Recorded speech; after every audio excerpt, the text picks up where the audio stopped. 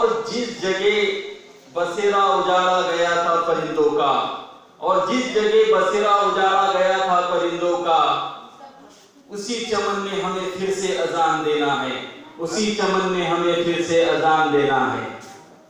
तो लीजिए आपके सामने एक बेहतरीन मुतरन्नुम आवाज में वतन का गीत पेश कर रही है मुस्कान।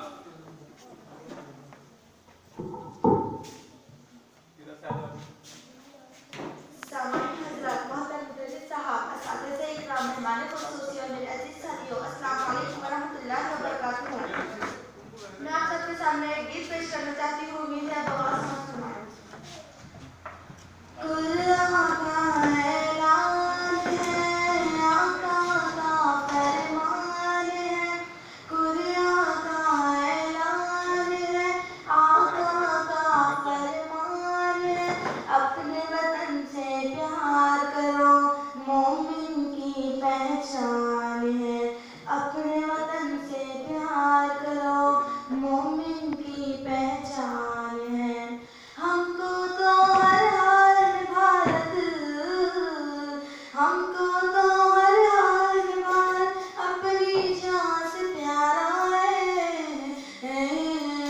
आजादी की जंग में सबसे पहला नाम हमारा